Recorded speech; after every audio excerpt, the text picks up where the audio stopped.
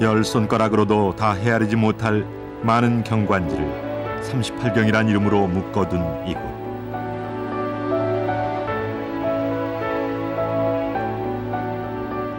한반도 남쪽 끝, 경상남도 남해군.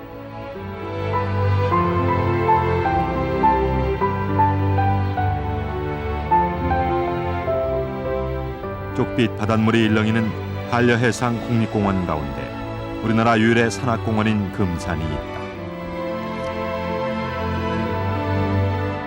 득도의 꿈과 건국의 희망을 이루어낸 남해 금산 자락에는 관음기도 도량 보리암이 있다.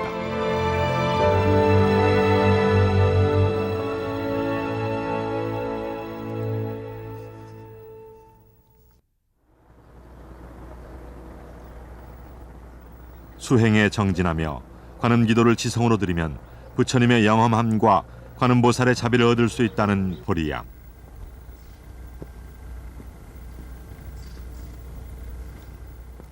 그곳을 찾아가기 위해선 가파른 이 길을 걸어 올라가야 한다. 무엇을 얻기 위해 힘든 이곳을 오르는가? 사진작가 전재호는 끝없는 질문을 반복하다 스스로에게 답한다. 필름 속에 자연의 이치를 담아내 우리 인간의 의식적인 번뇌를 예술 세계로 승화시키고자 이 길을 오르는 것이라고.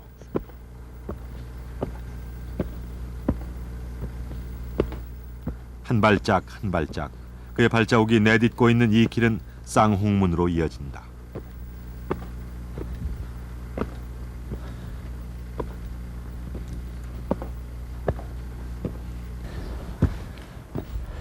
금산의 명치 끝을 드나드는 관문이며 자연이 만들어낸 보리암의 일주문 쌍홍문.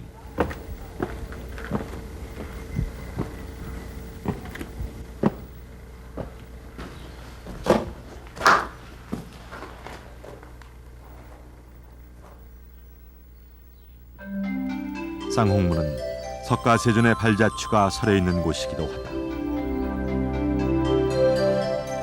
석가세존이 금산에서 깨우침을 얻은 후 돌로 만든 배를 타고 인도로 가던 길에 커다란 바위가 석가세존을 위해 무지개 같은 구멍을 만들어 가는 길을 열어주었다 한다.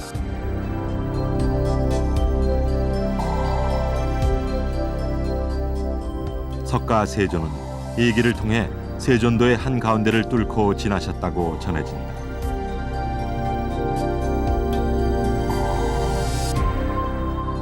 그래서일까 이곳에 들어서면 부처님의 온화한 미소처럼 따뜻한 기운이 온몸으로 느껴진다.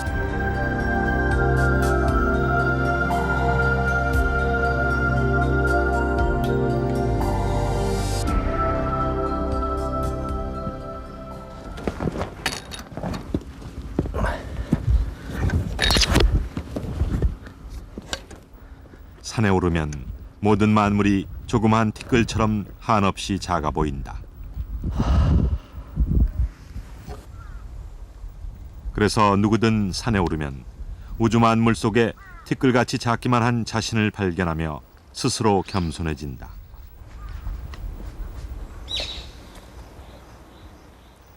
저 멀리 한려해상이 내려다 보이는 금산이야말로 그러한 겸손을 전해주는 명산이 아닐까. 보리암은 바로 그곳에 있었다. 화엄경에 이르기를 한 티끌 속에 우주 만물을 담고 있다 한다. 작은 카메라를 통해 세상의 모든 것을 담을 수 있다면 그것이 곧 구도자적인 삶의 모습이 아니겠는가. 한결 마음이 평안해진 전재호의 손길에서 잠시나마 여유로움이 느껴진다.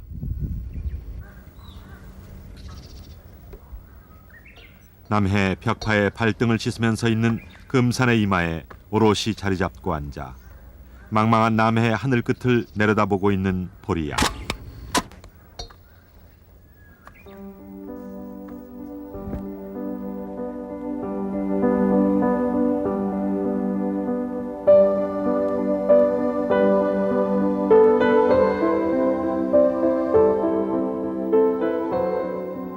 보리암의 보리는 깨달아 도를 이루었다는 뜻이다. 1660년 현종이 이 절을 왕실의 원당으로 삼으면서 보리암이라고 불리게 된 것이다. 화려하지만 소박하지만 근엄함이 묻어있는 곳. 관세음보살의 온화함을 곳곳에서 느낄 수 있어 이곳을 찾는 이들의 심신을 평안하게 해준다.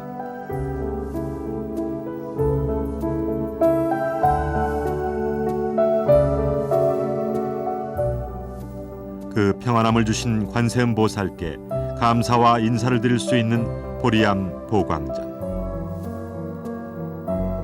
이곳에서 가락국 김수로왕의 왕비인 허왕후가 인도 아유타국에서 모시고 왔다는 관세음보살을 아련할 수 있게 된다.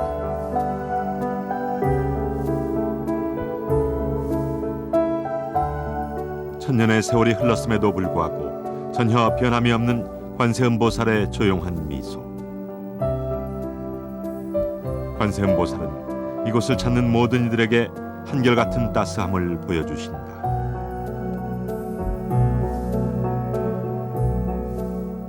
그 곁을 좌보처 남순동자가 자리하고 다른 편엔 우보처 해상용왕이 함께하고 있다.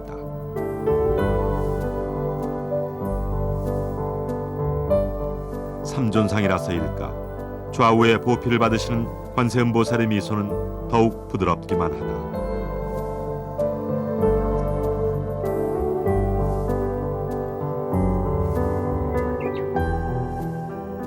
관세음보살의 부드럽고 온화한 미소는 보리암 앞 바위 끝에서 만난 해수관세음보살에서도 만날 수 있다.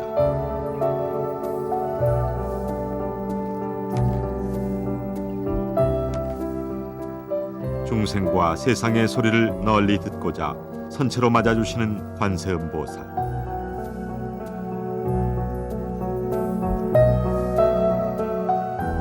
후덕하고 부드러운 눈으로 세상을 두루 살피고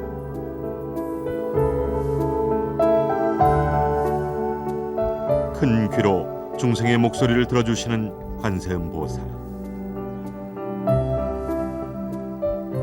관세음보살은 자비의 화신이요 세상 모든 이의 어머니인 것이다.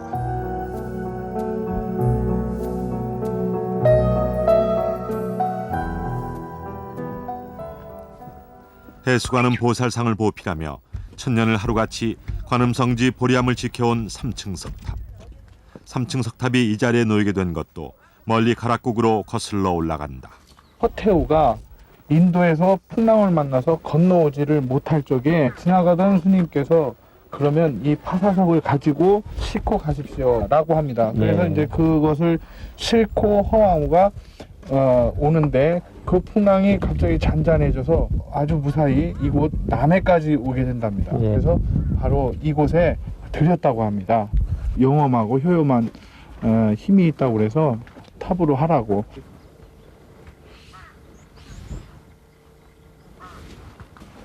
여기에 재미있는 것이 자기 난리가 여기에서 있습니다.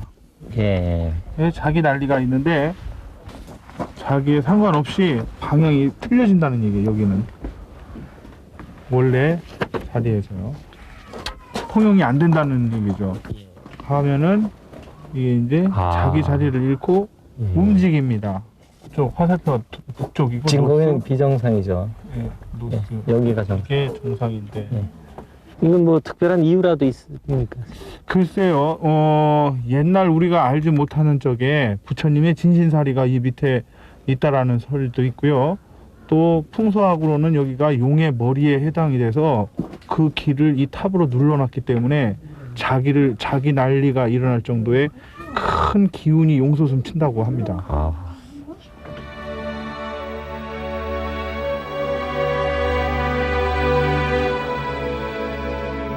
보리암은 기록에 의하면 신라 신문왕 3년 원효 스님이 창건하셨다.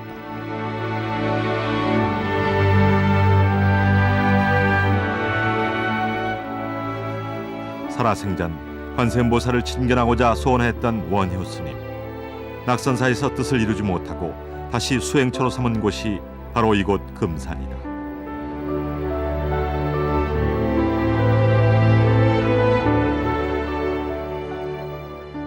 온 산이 마치 방광하듯 빛나는 금산의 승경에 이끌려 이곳으로 입산해 초가집을 짓고 수행을 하며 간절히 기도한 끝에 바다에서 관세음보살을 친견할 수 있게 되자 원효 스님은 보리암을 창건하시게 된다.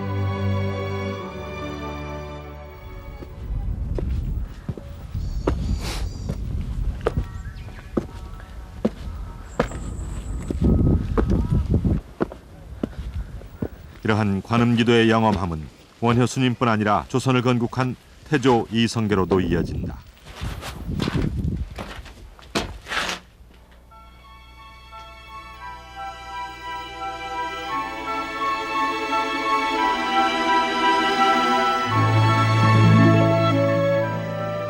이성계는 이 산에서 100일간 기도를 올리며 조선의 개국을 기원했다.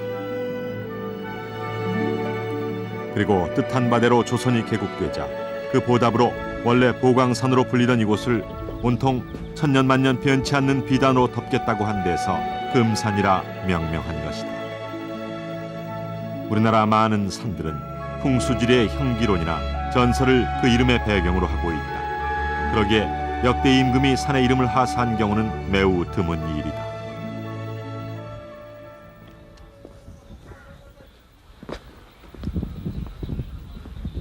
아, 금산 정상이구나.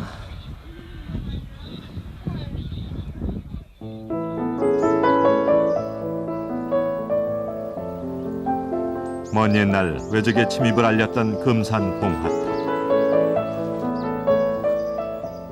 그 아래에는 한려해상의 바다가 널리 펼쳐져 있다.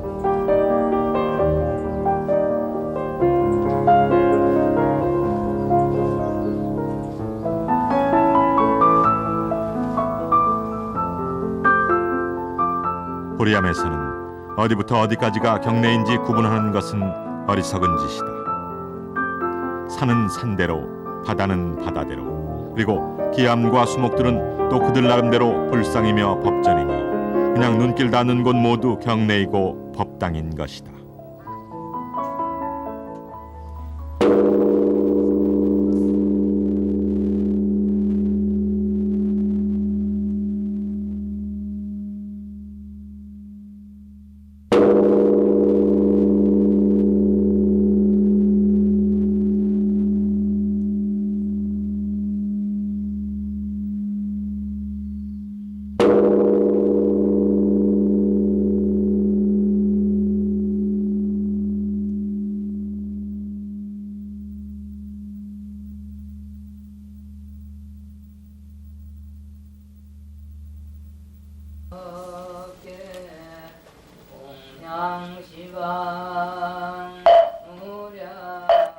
원효 스님은 관세음보살 친견을, 태조 이성계는 조선의 건국을, 이렇게 한 가지 소원은 반드시 들어준다는 영험스럽고 자비스런 기도도량 보리야. 그만큼 이곳을 찾는 신도들의 발길은 끊이지 않는다.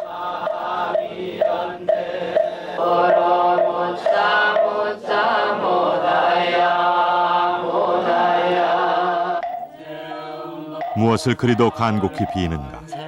어리석은 중생이 원하는 것은 또 무엇인가? 묘법 연화경에는 관세음보살의 이름을 외우거나 항상 마음속에 새겨 공경하고 예비하면 모든 속박에서 벗어나 해탈을 얻게 되며 현세에서도 원하는 바를 이룰 수 있다고 했다. 넉넉한 품으로 모든 중생의 소원을 품어주시는 관세음보살께 신도들은 밤이 늦도록 각자 저마다의 소원을 빌고 또 빈다.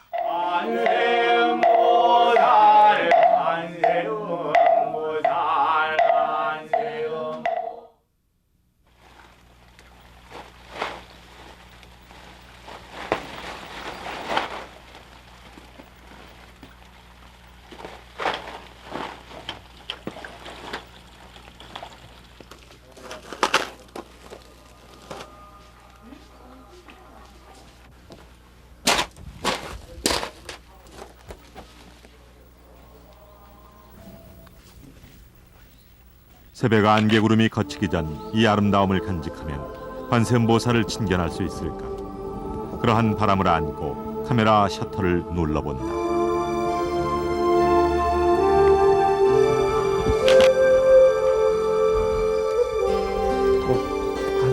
태양이 바닥에 뜬 것 같아요. 구름의 바닥에 떠 있네.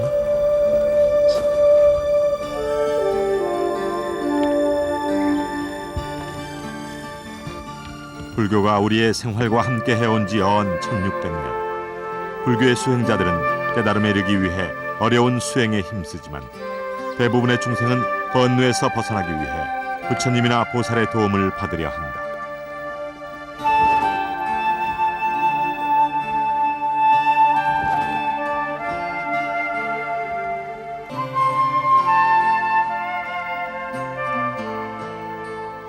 이렇게 중생의 깨달음을 도와주는 불보살 가운데 우리나라에서 가장 오랫동안 그리고 널리 숭배의 대상이 되어온 것은 관세음보살이다. 그리고 항시 여기 왔다 가면 저도 한 가지 맘먹었던 게 다 편안해지니까요. 첫째, 제 마음이 편해지려고 오는 거예요. 항시 부처님 전에 오는 거 뭘 바래서보다도 내 자신 편하고 그저 자손들 편하면 그 이상 바랄 게 뭐가 있어요.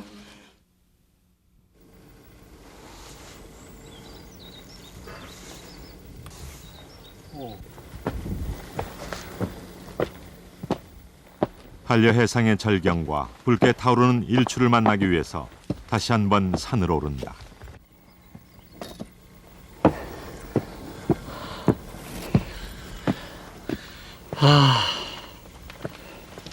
관세음보살이 넉넉한 품으로 모든 중생을 감싸 안아준다면 솟아오르는 태양은 중생의 어둠을 따사롭게 밝혀준다.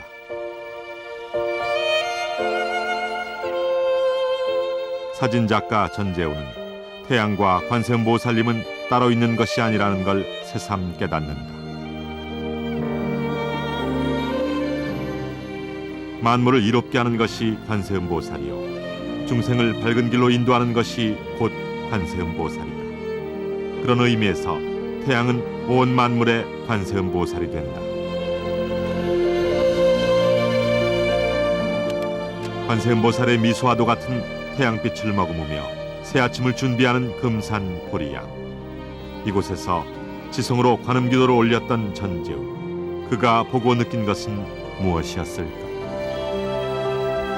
역시 보람의 관세음보살님의 가피로 오늘 찬란한 일출을 보게 되고, 보람에 와서 이렇게 누구나 기도하면 한 가지 소원 들어준다 그랬는데 오늘 아침 기도를 열심히 했더니 오늘 부처님의 가피로 이렇게 찬란한 일출을 본 것 같습니다. 참 오늘 아주 기분 좋은 날입니다.